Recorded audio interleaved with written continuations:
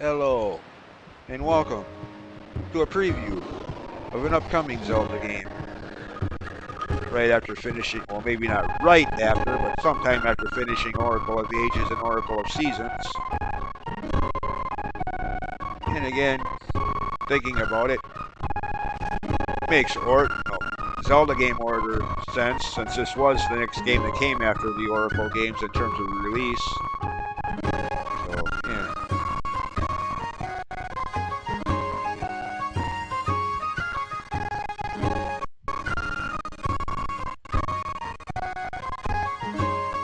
Of course, I did play this game at the time. That was 20 years ago. By the end of 2003, I had sold my my GameCube for whatever reason. I don't even remember. I think I needed money, and there wasn't too many games I had at the time for it, anyways. So yeah. Plus the fact that like I said before, I got sick of how the whole gaming industry, Nintendo and Sony both, were like they put out a new console, promote the crap out of it for 5, 6 years, and kick it to the curb in favor of its successor. You know, the NES becomes the Super Nintendo to the N64 to now the GameCube. And, yeah, like, screw you people. I got better things to do than buy a new console every 5 years.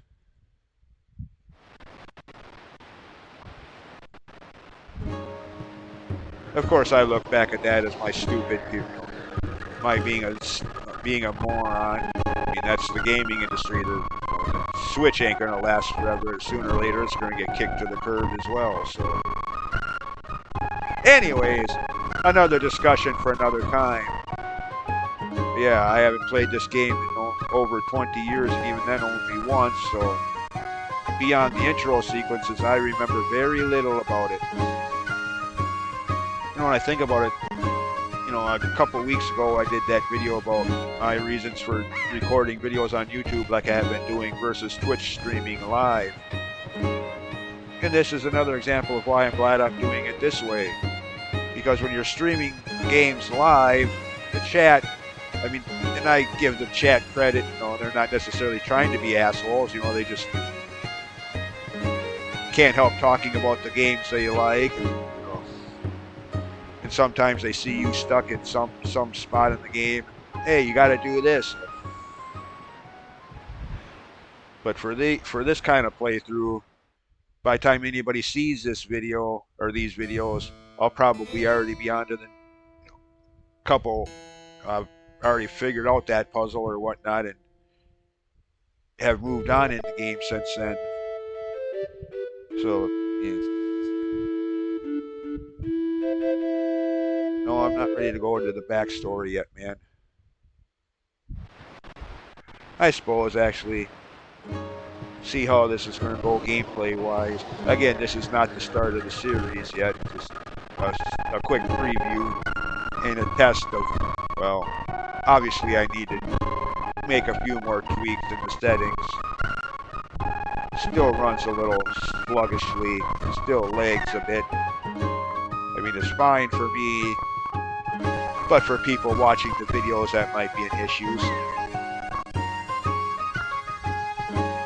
Anyways, let's go. New game. Oh, I can't use my. Oh, goody, I can't use my knee pad.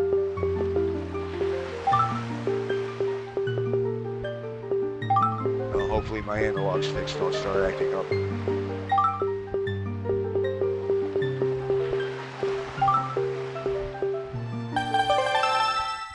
Alright. And now, some backstory. Yeah, I remember there's something about this backstory that used to bug me.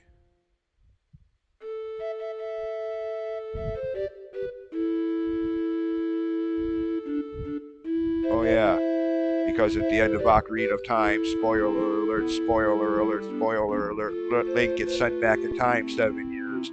And theoretically, according to some interpretations of the timeline, it's during that 7-year gap that Ganon escapes his Ocarina of Time seal and terrorizes Hyrule. Link not with no hero, Link who went back in time. Yeah. And the problem I have with that is Link only goes back 7 years in Ocarina of Time. He still would have been there when Ganon escaped and wreaked havoc on Hyrule. Not like he went back 700 years or 7,000 years. You know, so far back that he would have died before he got back. He only went back 7 years, repeated for emphasis. He still would have been there to stop Ganon's revival. But, oh well, it's just a video game. Just video game logic. You know, video game storytelling isn't always spot on. But yeah, they even say right there, though, that his story became legend, so I don't know where they get that 7 years. But then one day after his story become legend, Ganon escapes, so I don't know where people get this that Ganon escapes during the 7 years that Link. So yeah, I mean, I don't. Of course, then again, you know, the other problem with that is we're talking about the Zelda timeline, which I still say is something Nintendo pulled out of their ass just to half-heartedly answer fan questions with the advent of the internet in the mid-late 90s. Just to answer those questions, they come up with this timeline that attempts to weld the games together into one massive story, when originally they had no such intent in mind. I mean, again, like I've said before in timeline arguments or discussions, if Nintendo had a timeline from day one, then tell me why. Tell me why, I beseech you, the first games they made were at the ass end of the timeline. Well, not counting Breath of the Wild and Tears of the Kingdom now, which are like 10,000 years after it. But for the longest time, the first 2 games made were the last 2 that took place in the timeline. Bullshit.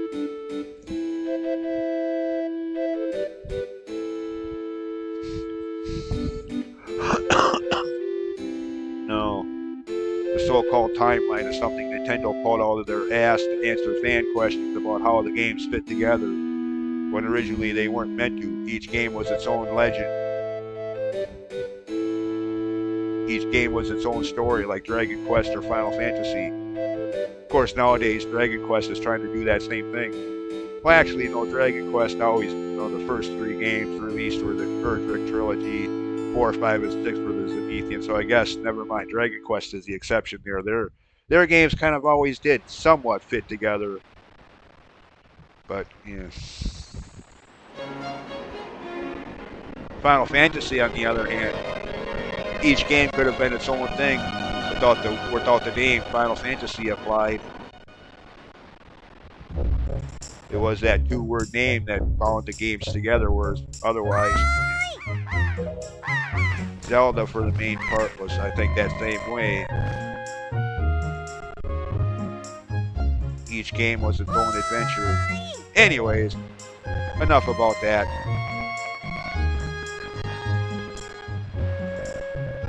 By the way, that intro cutscene sequence, well, not really cutscene, but that intro story sequence, big middle fingers to the Nintendo developers for making that not skippable. You can have all the cutscenes, backstory, story tidbits, etc., you want in your games, but make them skippable, damn it.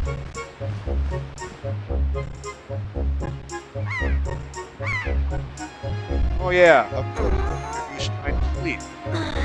The 4th or 5th major console game in Rome, Link to the Past, Ocarina of Time, and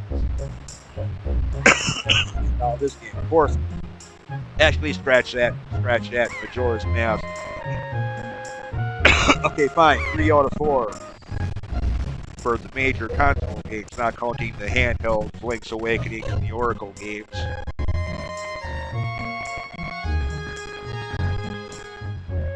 Oh yeah, by the way, this game's art style. I remember when this game first came out, so many fans were making a big deal about the cartoony art style. Now it's the fan favorite of most fans I've ever, well, at least one of the favorites of most Zelda fans I've ever known or talked to.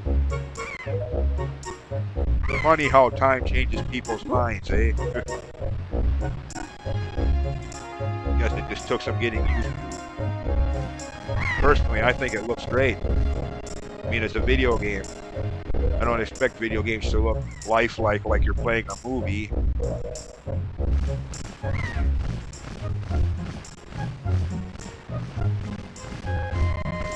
I mean, frick, when I first started playing video games, NES games back in 1988, I could only wish to be playing a game that looked like this.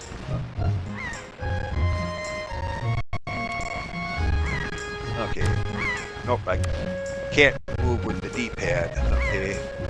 Again, hopefully my analog stick doesn't act up during this playthrough. Can I drop down? No fall damage either, at least not yet. Okay. Alright, it plays controls okay. A little. That could just be the controller. No, it does run a little slow. Okay, so there's a few technical issues to work through before I actually go through with this playthrough.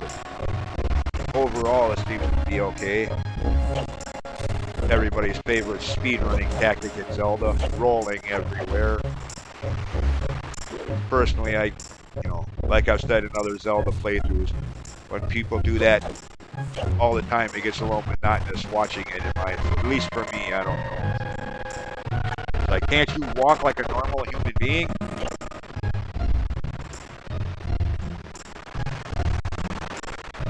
Again, okay, so it lags a little bit. That's right, I don't have a sword yet. I was going to say, hey, get me some rupees here, but no.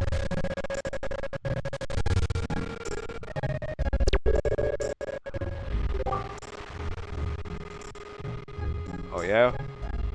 You mean Bokoblin? I mean, they're kind of pig-like. If you're familiar with the Bokoblin enemies in Zelda games.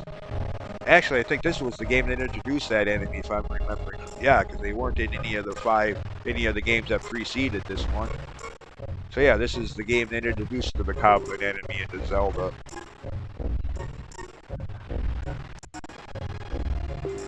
They've been in pretty much every Zelda game since.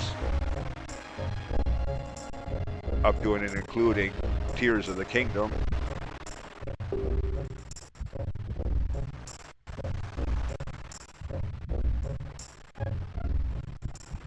Minigames already? Anyways. I still got some tweaks to work through. But, yeah. Sometime later this year, after finishing Oracle of Ages and Oracle of Seasons, at least for official Nintendo Zelda titles, this will be the next one. I mean, after I'm done with the Oracle games, there's also a series of Zelda classic fan-made games I want to play through that I put off until I'm done with the Oracle games because they're like non-canonical fan-made sequels to the Oracle games. Balance of Nature rather, Passage Through Time, Destiny of an Oracle or something. That I was gonna have done already, but for spoiler and whatnot reasons, I thought I'd play through the Oracle games first. But anyways, so yeah, there'll be plenty of Zelda games on the channel for quite some time to come.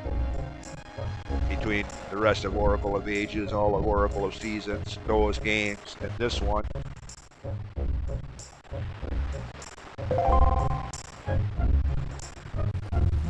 Good luck on that, dude.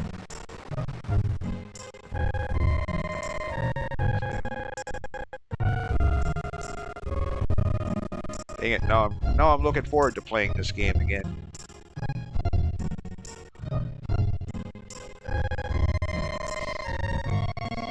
Anyways, that's about it for that.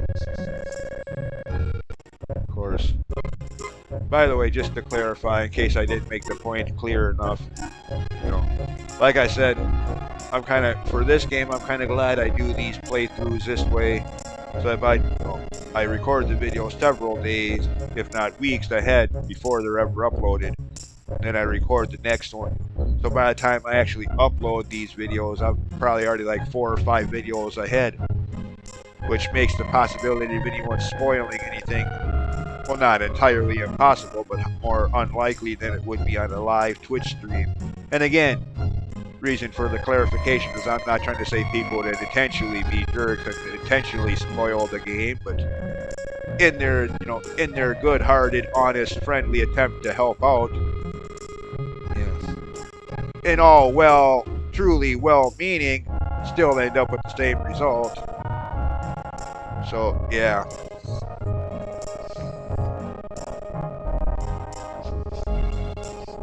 And for me, I mean, some people like that, but for me, I like figuring things out on my own as much as possible. I mean, Metroid 2 earlier this month was one of the few exceptions where I did end up looking up a map to find those last two Metroids of that one area. But 9 times out of 10, I like figuring things out on my own. And stemming back to the late 80s when there was no internet to look up guides for, or if you got stuck in a game, good luck, my friend. Either figure it out or pick a different game to play. Those were your options. I mean, yeah, Nintendo Power may have covered it if it was a major title, but if it was some low budget indie game or something like that, well, not that there was a lot of indie games back then. Yeah. If it was a game that not too many people talked about, Nintendo Power probably wasn't going to, except for maybe passwords and whatnot, hints and tips. Anyways, that again is another discussion for another time. As always, thanks for watching, and I'll see you on this one when I'm ready to start the actual playthrough. But I am looking forward to playing this game, so I'll try to step up that time frame a little faster, get through the Oracle games quicker so I can get to this one. Anyways, thanks for watching, and bye.